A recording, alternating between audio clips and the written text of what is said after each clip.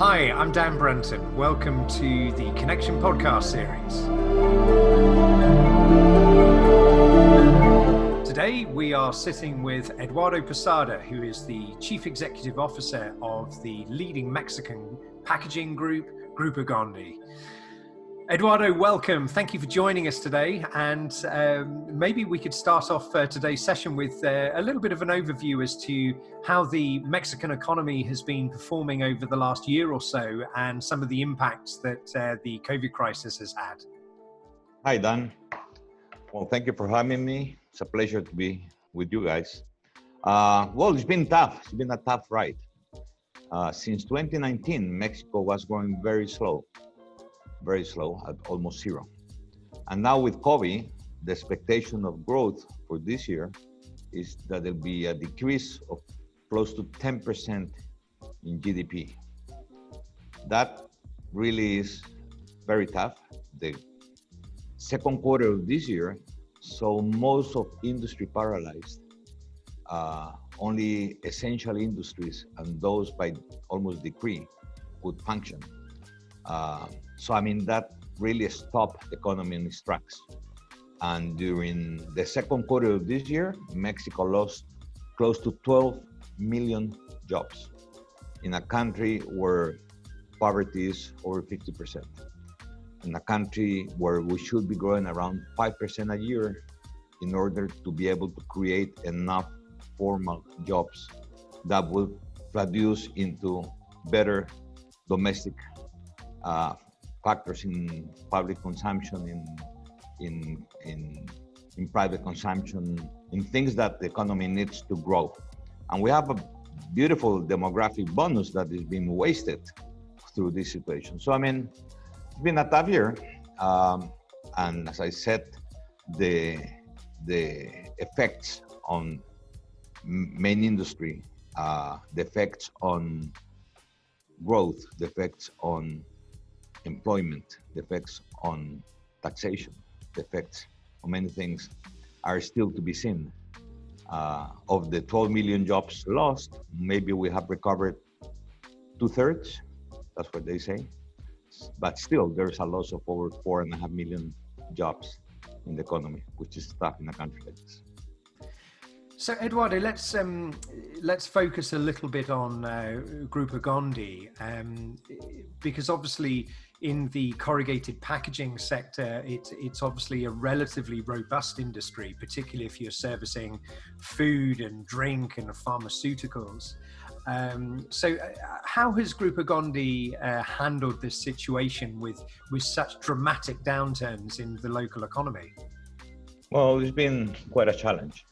Because of the COVID restrictions and the amount of people we have to have out. But let's talk first a little bit about the effects on industry. In Mexico, being not a mature but an immature market, obviously growth of the packaging industry and the paper and carton industry is usually above GDP by 1 or 2 points.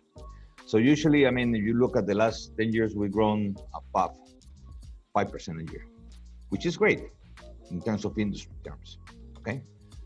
This year, with the drop, the consumption of paper for packaging has been down close to 2.5%. So that's the first consequence on what's happening. Then it's a restructure on the mix of the portfolio of customers. So many beauty care, automotive, electrical appliances, things like that have come down dramatically, okay? As many industries were shut down completely for more than 3 months because the government wouldn't allow them to operate, basically from April till the end of June. And then some others have picked up dramatically, like e-commerce, that is almost fourfold. From a very low basis, not like in the States maybe, that you already had a good basis, from very low basis, but it's growing fourfold, which has stretched everything. Then you had industries that were not working in the second quarter coming to life again in the third quarter.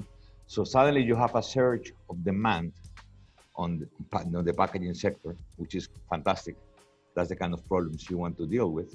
But then you have the consequences of COVID in your plants. What am I talking about is, for example, in Gondi, we have close to 25% of the workforce that's between home office. Say we have 8,000 people, okay? Of the 8,000 people, we have 800 people in home office, which, okay, they're working from home.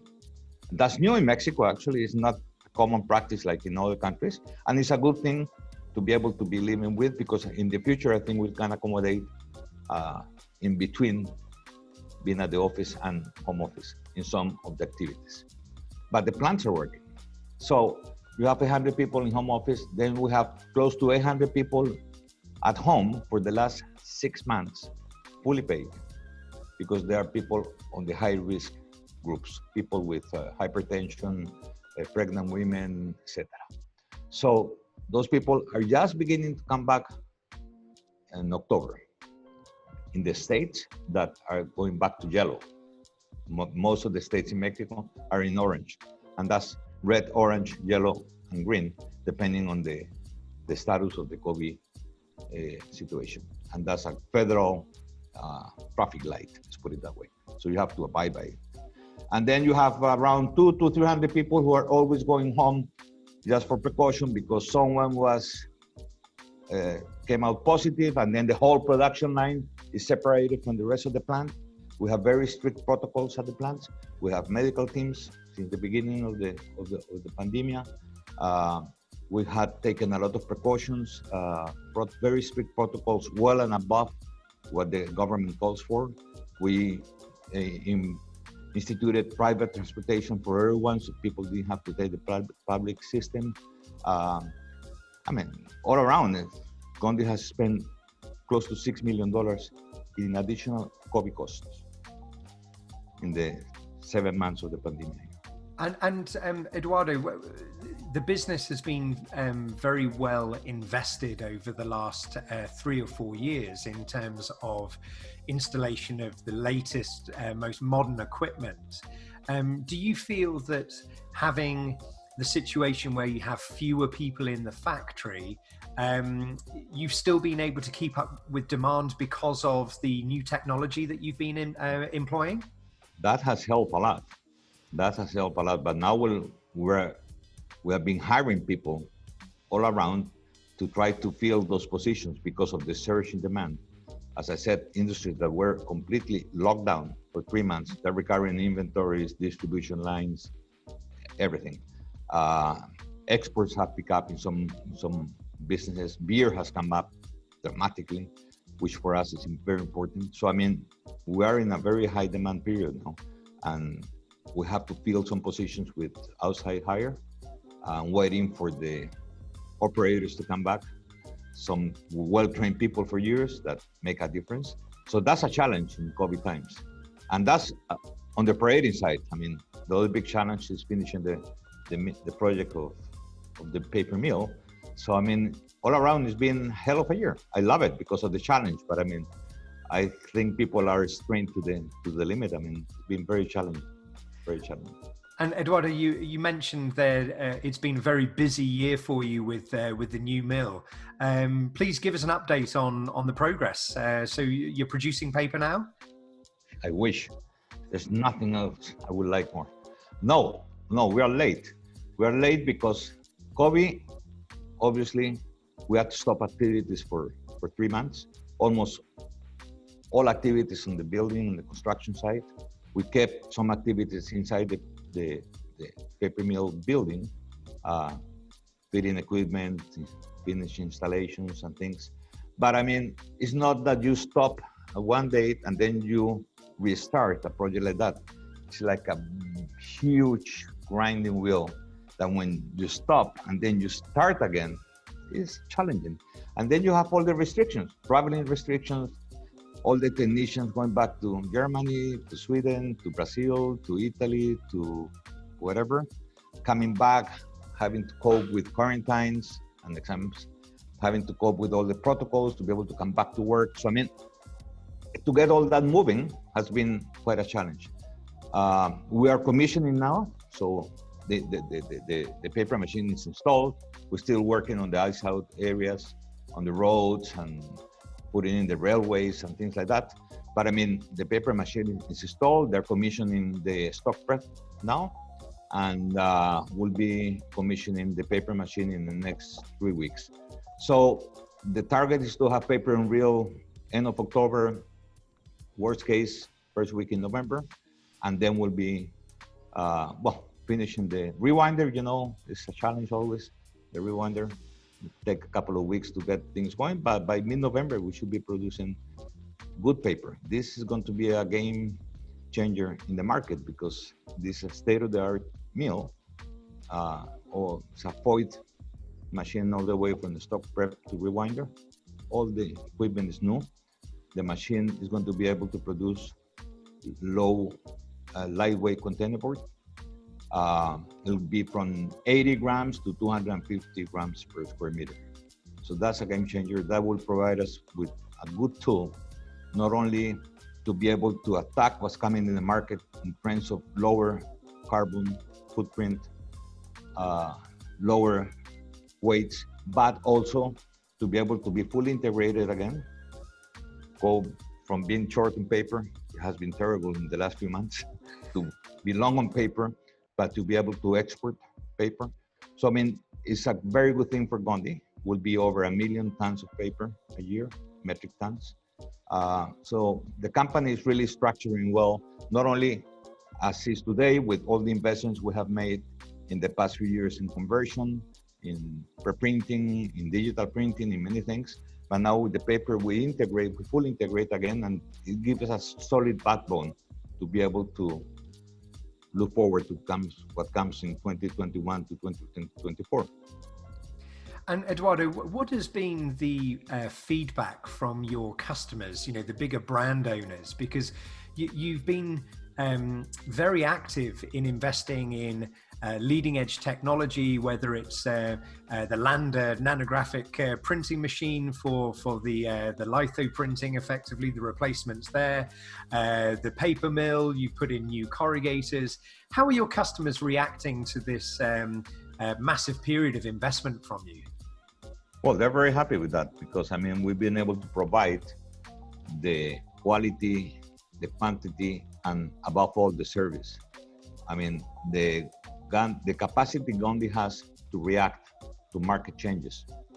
And my customers are very well organized. They never have emergencies, but when they have them every week, it's a few million boxes from one day to the next. I mean, if you don't have a capacity to be able to answer that, it's very difficult. Obviously, all that has to be well timed. All the pieces have to fit together at the same time. So you need the equipment, the technology, the expertise, the people, the logistics, the planning. Everything has to come in at the same time. So in Gondi, we have global KPIs that we keep track of, but the main one is service level. That's where I summarize everything. I always tell my managers, if your service level is good, that means the rest of the plant and logistics and all the support systems are working fine. Okay, sometimes it's not the fault of the plant. Sometimes it's outside things or changes in demand that are very abrupt. And sometimes people don't understand the complexity behind a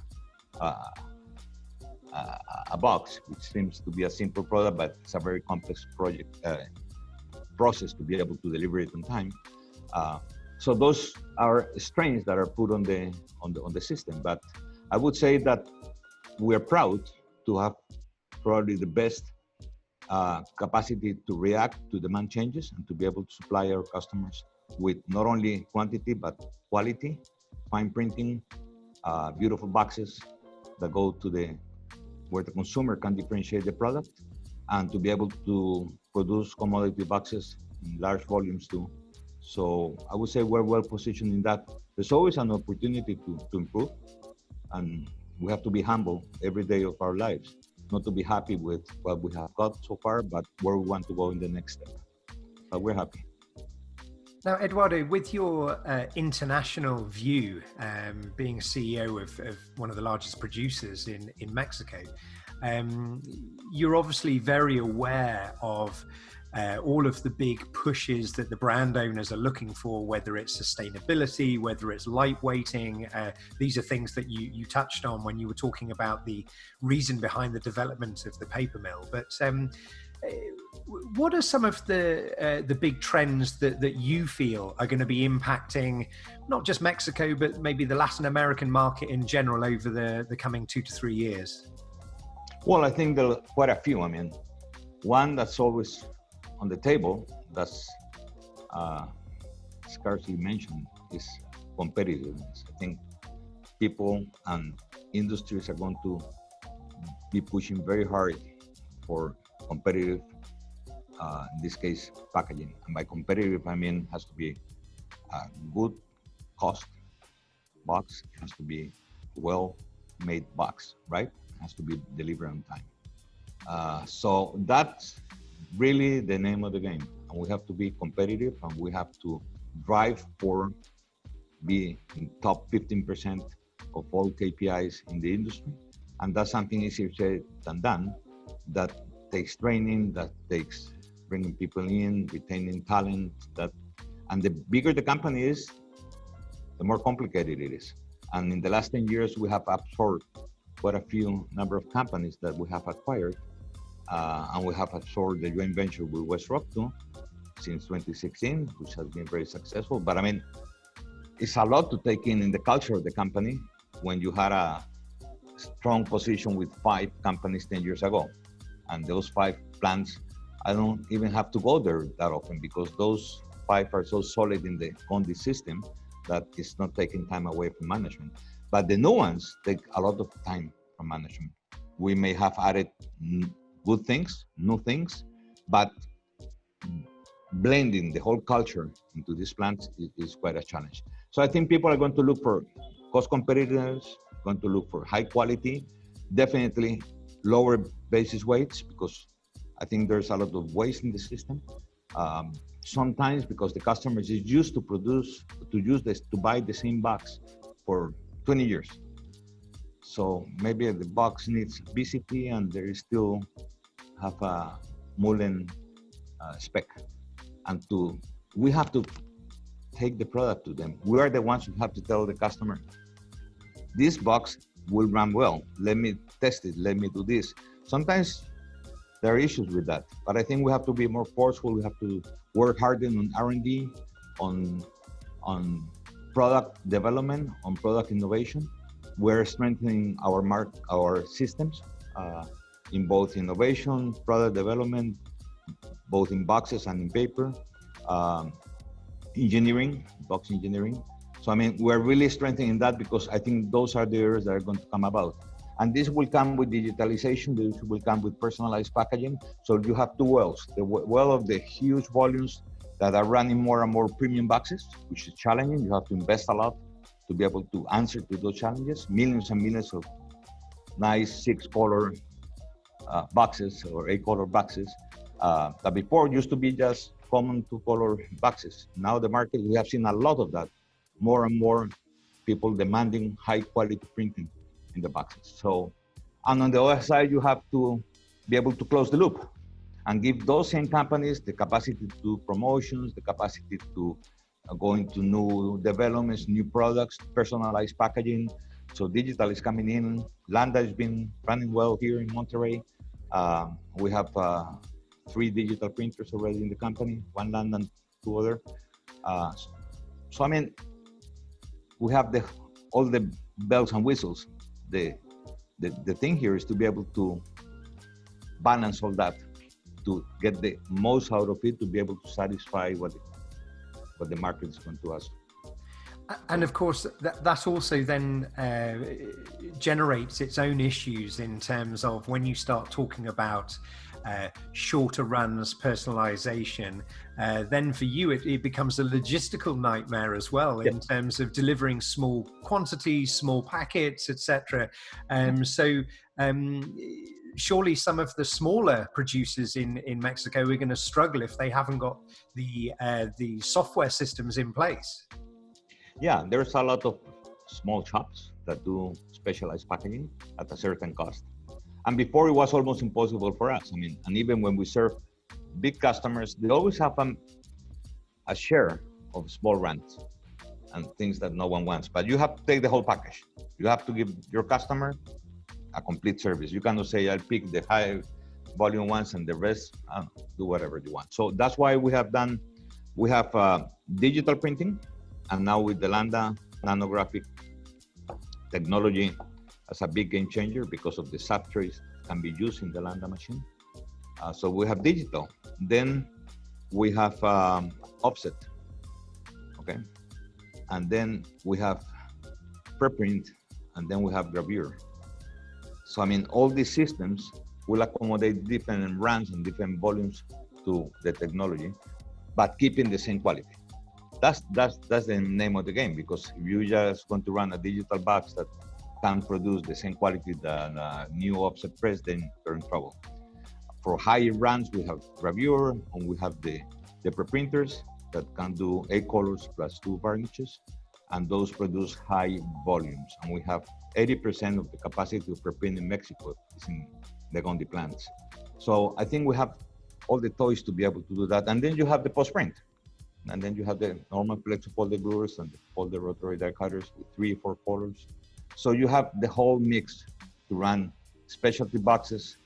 And we don't like to call them specialty, but sexy boxes. And then we have the capacity to run high industrial volumes, high consumer volumes, either pre-printed, laminated in corrugators, state-of-the-art corrugators, PHS, phosphorus, new machines that are able to laminate at high speed. Because again, going back to competitive, you have your paper roll, you pre-print, you laminate, you die cut, you have an additional process there. So you have to be able to run the pre-printer at 450 to 500 meters per minute. You have to be able to run the corrugators at 400 meters per minute. And you have to be able to glue that box at full speed. So, I mean, that's when you get in to get a better product without a big delta difference to a commodity box. If you go to a customer for a beautiful box and the delta is too large, they're just not going to say yes to the box. They're going to say, give me my brown box, that's enough. You have to be able to deliver a great box that will talk to the customer when the box goes to the shelf. And that box should have a shorter delta to the commodity box. And that's what we're trying to do. Well, Eduardo, thank you very much indeed. It's been a fascinating quarter of an hour, and listening to the reasons behind the new paper mill and the investments, going from brown boxes to sexy boxes. Thank you very much indeed. I'm pretty sure that the audience are going to find this fascinating insight into the Mexican market, and it's great to keep up with understanding the story and the journey of Grupo Gondi. So thank you for that. But before we sign off, I would love to hear, just to show that you are also a human being, have you got any embarrassing stories of what's happened to you in the corrugated industry over all your years? Oh, damn, Jesus Christ. Set up the timer for an hour at least, but I'll give you one. I was giving a conference in Chicago, years ago, maybe 10 years. And then I was telling a story about how it happened that I was in a meeting with a reporter and 4 CEOs that no one knew each other. It was like a small round table. And this guy started saying, okay, who are you? And that guy said, well, we produce engines for planes. So fantastic. This high tech and that. What do you do? I produce boats, yachts over $100 million each that can go around the world, have this and that and that. And I was next. And I said, what the hell I'm going to say? I'm going to say I produce boxes, corrugated boxes. They're going to kick me out of there. So I said, I produce sexy boxes. Excuse me? What did you say? So that was the first time. And then when I said it in the conference, the funny thing was there were like 400 people there. So the 380 guys who were there laughed their heads immediately when when I said sexy boxes, there were about 20 ladies that took about 5 seconds to react and to laugh. Those were the longest 5 seconds in my life. Well, oh, what a fantastic story. Thank you so much indeed, Eduardo. We wish you all the best with the startup and commissioning of the mill. And we would love to hear from you in due course as and when the mill's in full flight. So thank you very much indeed. And it's been great to have you on, and wonderful. Thank you so much indeed.